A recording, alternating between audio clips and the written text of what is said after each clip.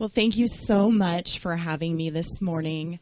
I'm Convidarem a thrilled vir to aqui be essa here. manhã. Estou muito feliz de estar aqui. É uma honra ter essa oportunidade de apresentar meu trabalho nessa conferência. Obrigado, Celso. Obrigada à organização. E realmente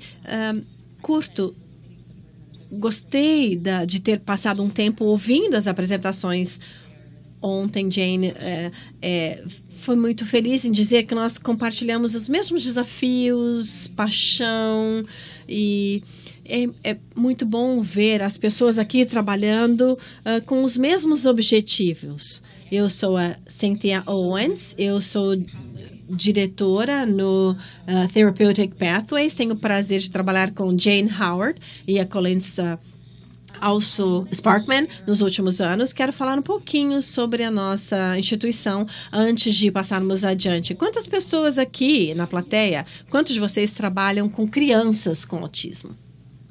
Ótimo, muito bom. Então, eu acho que esse tópico será bastante relevante ao trabalho que vocês conduzem. Vamos falar sobre os detalhes da programação. O nosso programa está na Califórnia.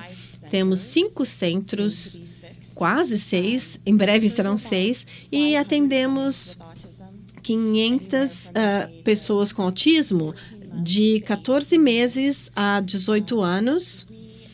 E temos uma estrutura similar de que a Lori falou ontem. É bastante usual nos Estados Unidos ter, então, a supervisão por analistas do comportamento certificados. Temos 35 em nossa agência. Nós temos 31 assistentes de analistas de comportamento e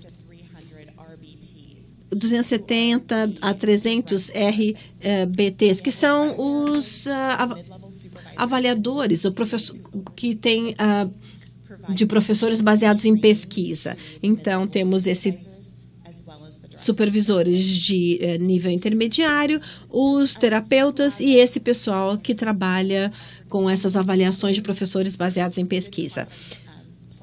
Então, é preciso ter um bom planejamento dessa conferência, porque aqui temos a ver com o que nós estávamos falando antes. Por que melhorar os ambientes naturais? Por que isso é importante? A pesquisa limitada. A mesma coisa que foi falado antes. A pesquisa limitada para crianças e adolescentes com autismo e os desafios que enfrentam. Então, nós ouvimos os pais, vimos os pais falando aqui ontem com relação à pesquisa que nós temos disponível, há algumas preocupações, ou seja, preocupações com a vida independente. Os estudos de pesquisa mostram que, comparado com outras incapacidades, os indivíduos com autismo têm menos probabilidade de morarem independentes, viverem independentemente. Há uma pesquisa no Reino Unido com mais de 500 famílias. Tivemos ali as respostas que expressavam uma preocupação com esses pais, dizendo que será que seus filhos teriam uma vida independente? Então, 14% tinham um emprego de tempo integral, esses pais. E 65% desses pais relataram que havia dificuldade dessas crianças em fazer amigos. Então, sabendo de tudo isso, queremos fazer um programa para que inclua essas habilidades que levem a uma mudança mais significativa para esses indivíduos e as suas famílias. É isso que estamos aqui tentando fazer. Queremos ver o que podemos fazer com nossos programas de forma que produza mudanças duradouras para esses indivíduos e as suas famílias afetadas pelo autismo. Então, uma forma de fazer isso é selecionar um tratamento e um objetivo de tratamento adequado. Podemos oferecer um treinamento para as famílias, informações para as famílias. Há pesquisa que indica, dá apoio a essa questão de que se programarmos para uma inclusão, então há esse senso de que esse indivíduo será mais provavelmente bem engajado em relacionamentos. E há evidência de que, mesmo mantendo as famílias engajadas em oportunidades sociais, relacionamentos sociais, faz com que seja mais provável que seus filhos também continuem a ter essa interação com essas oportunidades sociais na comunidade. Então, mantenham tudo isso em mente ao selecionarmos o nosso programa. É isso que nós fazemos ao definir nossos objetivos e metas. Nós sabemos que queremos conseguir a mudança de que a Jane falou nos gráficos ontem na sua apresentação. Queremos fazer com que os nossos programas, provavelmente, para os clientes que atendemos, essas crianças, que elas possam obter ganhos, sejam capazes de chegar ao funcionamento normal, cognitivo. E também queremos nos assegurar de que nossa programação, nosso programa, faça uma diferença significativa para esses indivíduos e que essas diferenças, essas habilidades ganhas, tenham um alcance maior e que sejam continuadas após o tratamento se encerrar. Dedicamos muito tempo a conseguir isso, ou seja, cada segundo conta.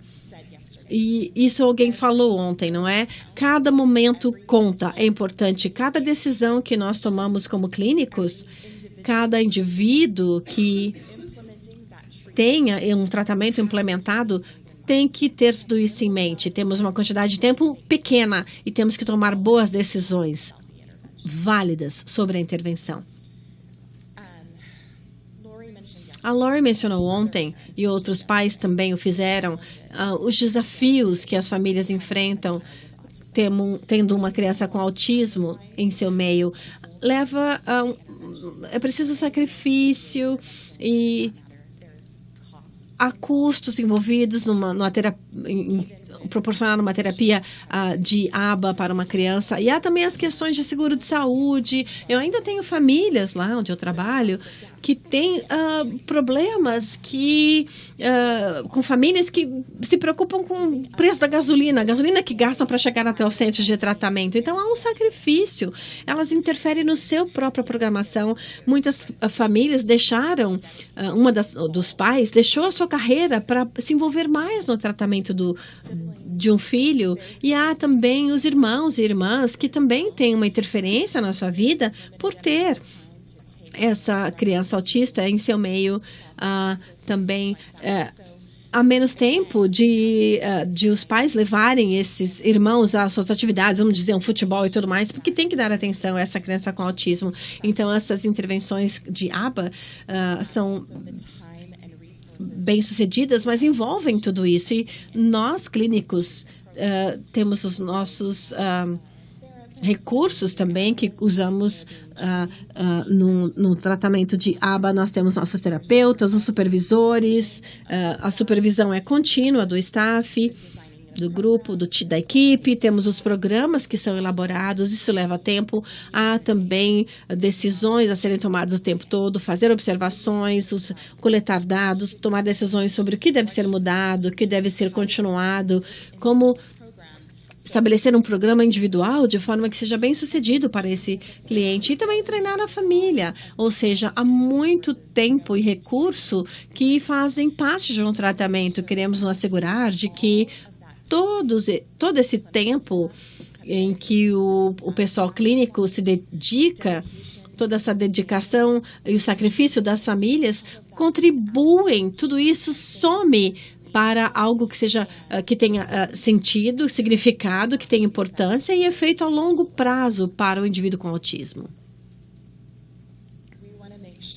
Queremos nos assegurar de que sejamos bem-sucedidos e que esse indivíduo possa participar com a família de uma forma típica no dia a dia, de forma que haja esses relacionamentos sociais, que esse indivíduo possa participar em atividades em grupo, da comunidade, cortar o cabelo, ir ao médico, ao dentista, fazer todas essas coisas. Cada uma das nossas decisões de tratamento devem buscar esse tipo de mudança, esse tipo de objetivo.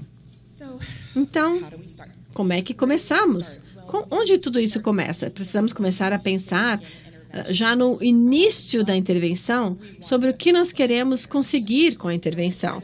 Então, em vez de dizer, bom, aqui agora, nesse momento, nessa avaliação, eu vou começar a ter essas metas definidas. Temos que pensar em quanto tempo eu posso prever para que essa criança tenha essa intervenção, esses objetivos alcançados. 1 ano, 2 anos, temos que pensar, vamos dizer, em prazo de 2 anos, o que eu quero que esse cliente consiga. E aí, temos que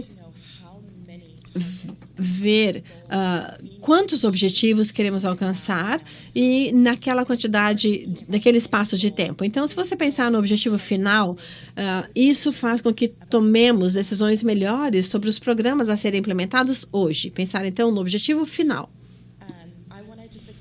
Quero explicar um pouquinho sobre os 2 tratamentos que nós oferecemos nos nossos centros.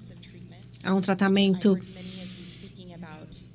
abrangente, de que muitos falaram ontem, ou seja, 30 a 40 horas semanais de nosso programa. Nessa nossa área, isso é recomendado, mas provavelmente para crianças que não estejam na idade escolar.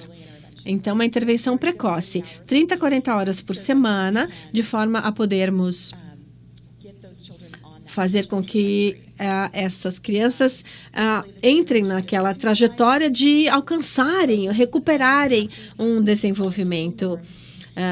Então, naquele gráfico que a Jane mostrou ontem, lembrem, se nós queremos nos assegurar de que essa taxa de aquisição seja maior do que o desenvolvimento típico. Então, esse tratamento abrangente é um método que é bastante comum no nosso centro.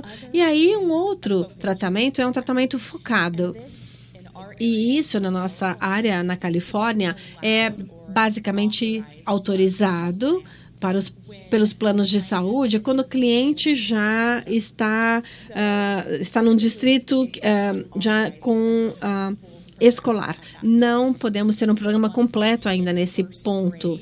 À medida que a criança vá ao 1º ano no distrito escolar, na nossa área, sim, então podemos ter esse tratamento autorizado. Então, quando tem um cliente que tem mais de 6 anos, nós temos esse tratamento focado, ou seja, menos horas. Indivíduos de 6 a 18 anos de idade. Com esse tipo de tratamento, nós temos menos horas por semana de tratamento, ou seja, um tratamento focado em que limitamos as habilidades que são nossos alvos. Então, em vez de termos como alvo cada habilidade, nós nos focamos nos déficits que estão ali presentes e priorizamos o nosso enfoque. Assim, temos algumas decisões tomadas sobre o que acontece, o que nos leva mais longe num tempo menor de tratamento focado. Então, novamente, nós temos muitas decisões a serem tomadas quando nós temos um cliente avaliado. E, obviamente, nós temos um cliente que é encaminhado a nós, fazemos a avaliação para ver qual é o nível de habilidade desse cliente, e aí fazemos perguntas. Qual a idade desse cliente, quantas horas serão disponibilizadas para tratamento, 30, 40 por semana, ou esse cliente tem só 15 horas disponíveis? Quais são as necessidades desse cliente? Podemos conseguir esse objetivo com tantas horas, 12 horas? Então, temos que ver quanto de horas é necessário para atingir esse objetivo e quais são as áreas com que vamos trabalhar e também o que é importante para essa família e a vida dessa família, porque queremos manter isso em mente. Não queremos fazer um programa de alvos e habilidades que não tenham a ver com aquela família, com a prioridade e valores dessa família. Então, queremos ter em mente que isso precisa ser um tratamento individualizado, como um plano, que vai ter a mudança mais significativa para esse cliente e a sua família. Então, por exemplo,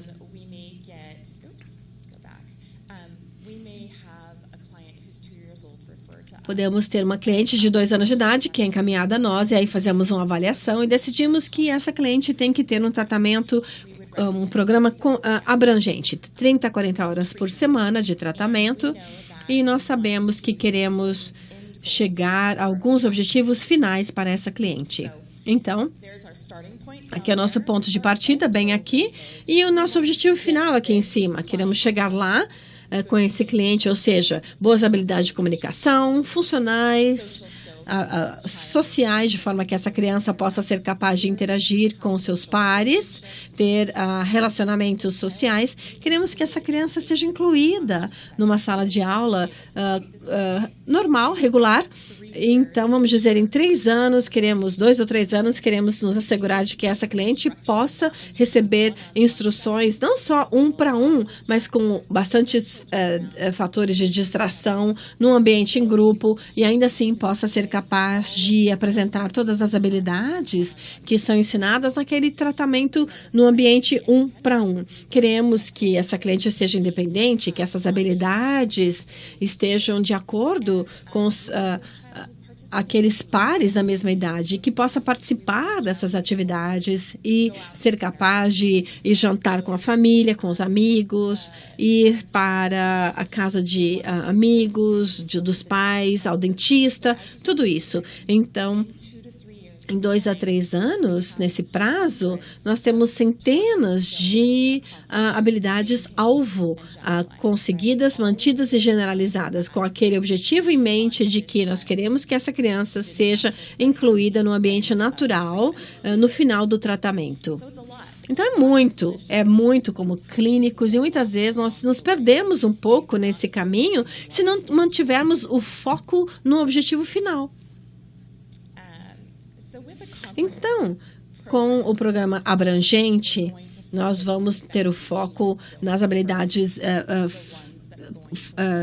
que são base, aquelas que vão levar à mudança mais significativa, e também que vão ter um efeito maiores e mais a longo prazo, duradouros. Nós temos aqui também aquelas habilidades comportamentais que atingem mais do que um comportamento individual sendo ensinado. Nós temos aqui novas contingências, oportunidades, reforço, e isso vai levar a mais mudança do que aquela habilidade individual. E nós sabemos que algumas habilidades, se forem deixadas de lado, nunca mais vamos chegar às habilidades mais complexas, se não nos focarmos nessas habilidades básicas, fundamentais primeiro, que são o alicerce. Eu fiquei feliz em ver na apresentação da Daphne e da Giovanna ontem algumas dessas habilidades nos vídeos que mostraram. Então, temos aquelas habilidades fundamentais, básicas, mais importantes. Temos que primeiro ter o nosso foco ali, seja num programa abrangente ou focado. Então, nós temos essa programação inicial, que é algo muito importante para que os clientes aprendam sobre o seu ambiente, sobre o seu ambiente ao redor. Temos que prestar atenção, então, ao mundo ao redor, e o cliente deve poder imitar as coisas ao seu redor. Algo que nós temos que ensinar nosso staff clínico é: primeiro, tenhamos o nosso foco em estabelecer os reforçadores. A Colleen provavelmente vai falar sobre isso mais tarde, imagino, possivelmente. Primeiro, queremos que o cliente se engaje conosco com essa interação social, porque aí eu sei que muitos de vocês que trabalham com esses clientes, crianças, sabem que muitas vezes eles não têm numa intervenção o que preferem naturalmente como reforçador, não é?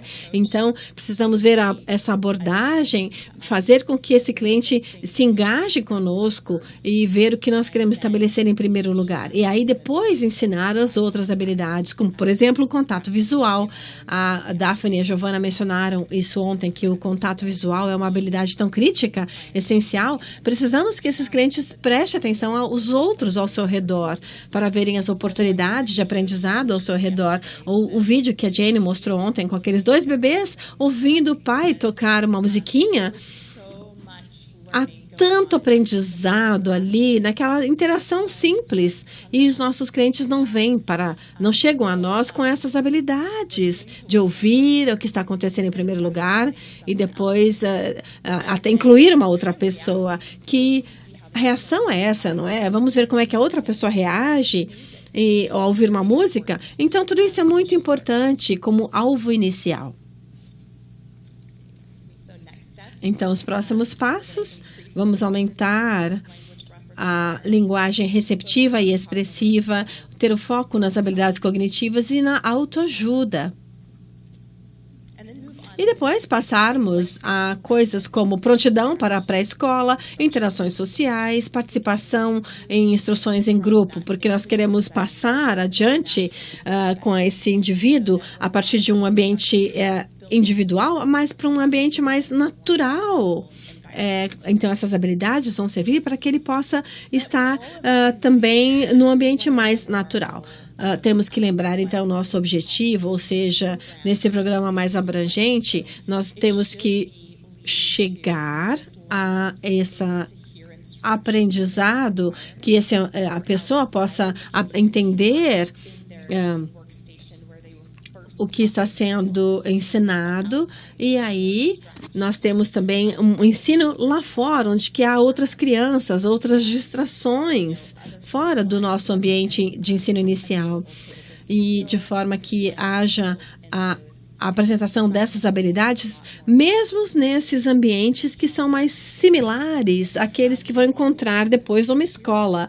Temos também o envolvimento de pares, que é necessário, porque sabemos que os nossos clientes começam a ficar bastante reforçados por adultos. Queremos que eles aprendam que os pares também podem ser oportunidades de reforço. Queremos que eles possam prestar atenção nos seus pares, interagir com esses pares, imitá-los, olhar para eles como oportunidades de aprendizado.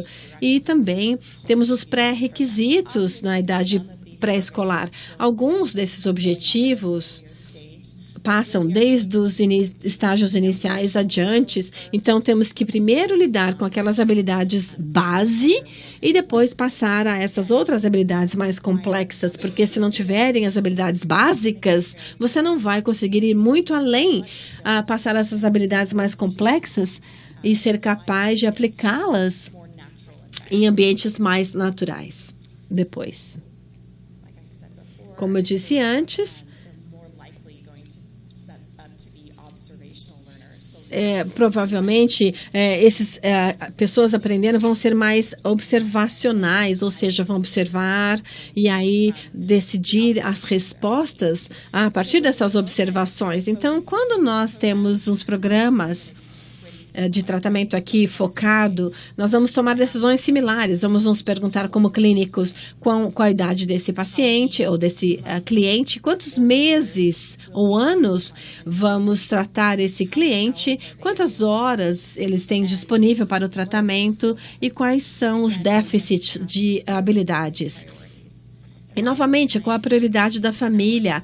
Um cliente de 8 a 10 horas por semana, que posso atender por 1 ano ou 2, nesse caso, quero me assegurar de que os objetivos selecionados sejam importantes para o cliente e também para a sua família.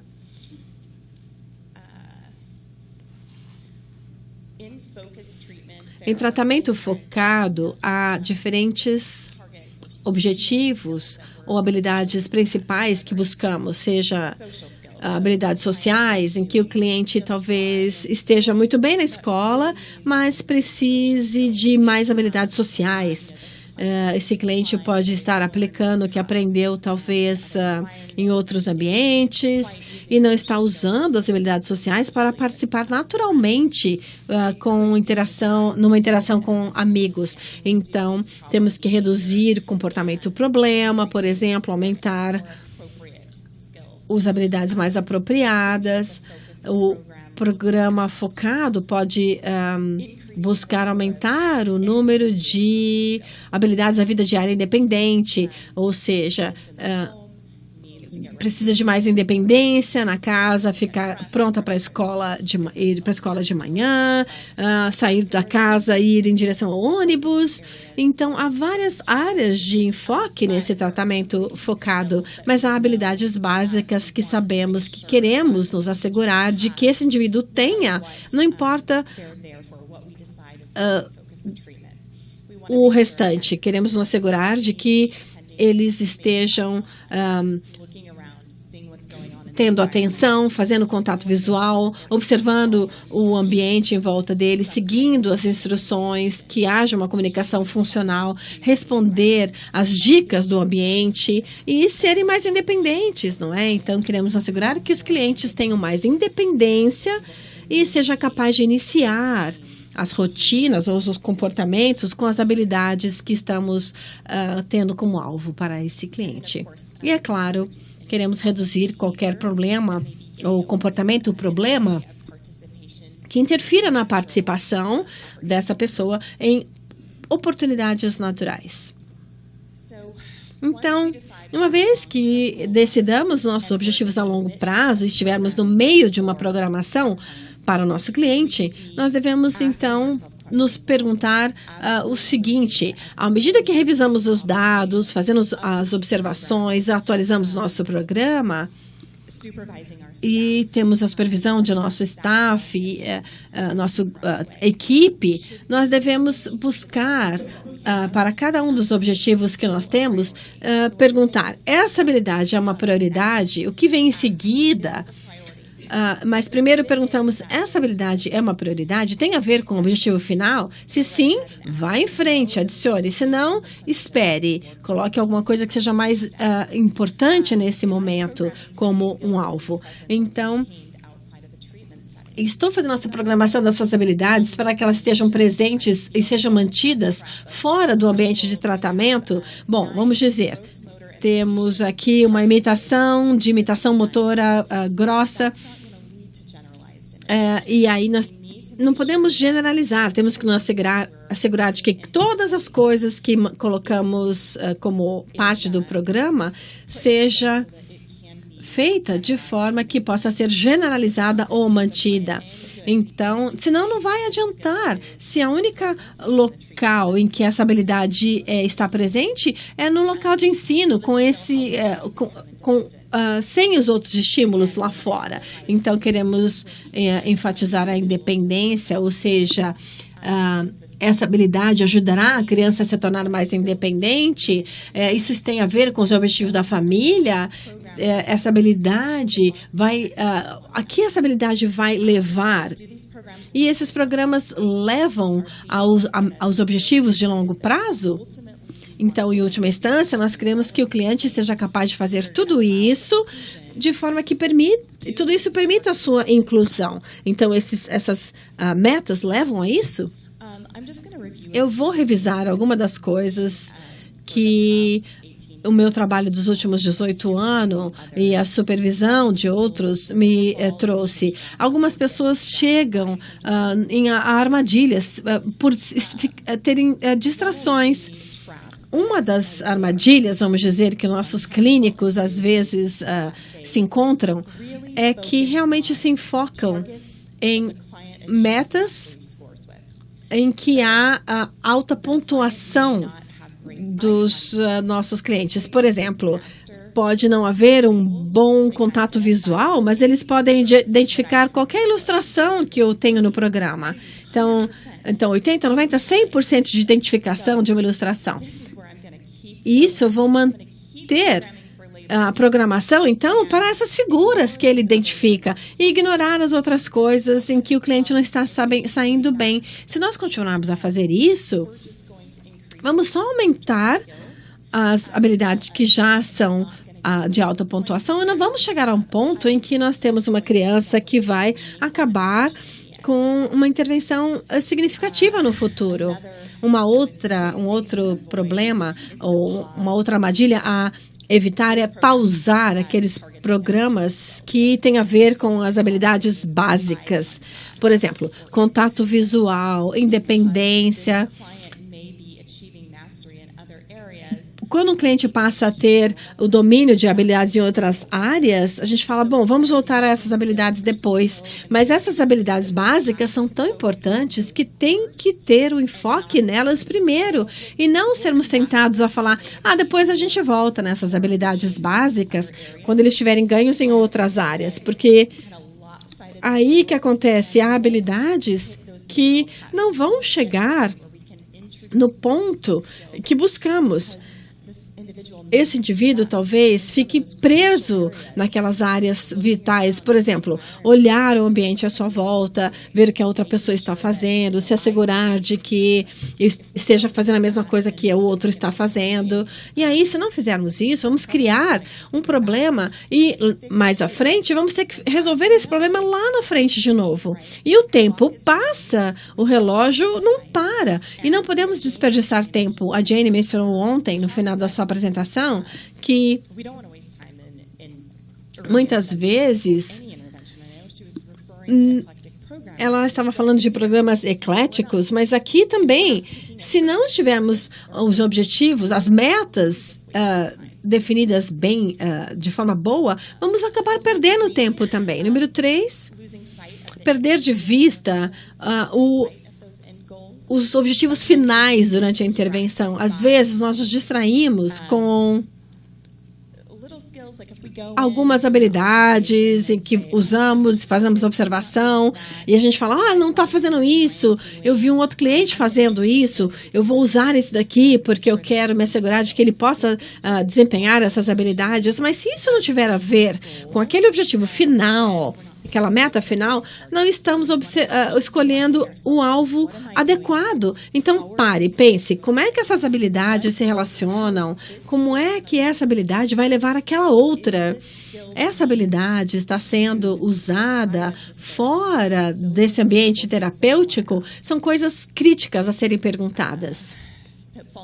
O 4, não ter o ensino para generalizar.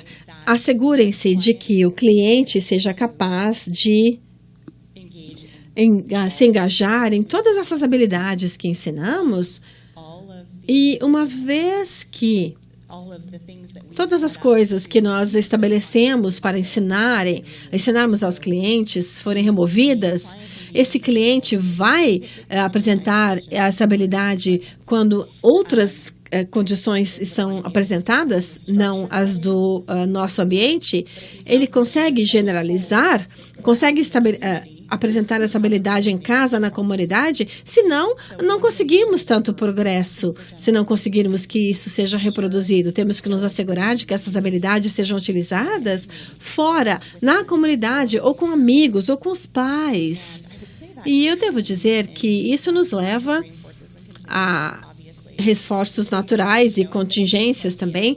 E há muitas escolas em que nós temos um cliente na sala de aula e há muitas coisas ocorrendo ao mesmo tempo para que o cliente siga a rotina da sala de aula. Ele pode ter, por exemplo, um reforço consumível a cada 2 ou 3 minutos por sentar, por participar e pelas perguntas que são feitas, por brincar adequadamente no parquinho. Mas uma vez que você remova esse reforço consumível a cada 2 ou 3 minutos, esse cliente ainda vai conseguir continuar fazendo tudo isso, apresentando essas habilidades?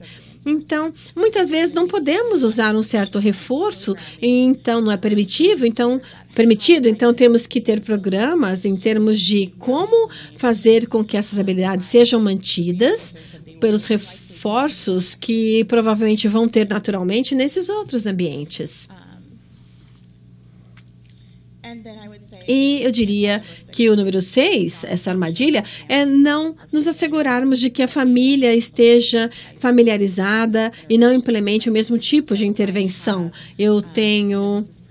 Isso é muito comum termos, por exemplo, eu tenho no meu caso um cliente no nosso de 8 anos, no nosso programa abrangente, está saindo muito bem, tem participação boa com seus pares em sala de aula, mas ainda oferecemos serviços prestados a ele depois da sala de aula. Então, nesse programa com nossas horas de tratamento, há ali uma programação visual para ele. Ele vai para casa, faz a sua lição, faz as suas tarefas, de acordo com essa programação visual, checa tudo ali, e aí até chegar à noite. Mas quando nós temos a nossa reunião com os pais relatam que ele não faz nada disso quando não estamos lá. Então, não faz uma tarefa, vai para casa, senta no sofá, e quando se pede para que ele faça uma tarefa, ele fala que não precisa, que não tem que fazer isso. Na comunidade, ele tem que ir no carro, botar o cinto de segurança e praticar essas questões de segurança ao sentar-se no carro. E às vezes eles não fazem isso. E aí, acabou o nosso trabalho? Nesse caso, não. Há muitos clínicos que falam, bom, ele faz isso comigo, mas essa não é a questão. Nós somos os profissionais.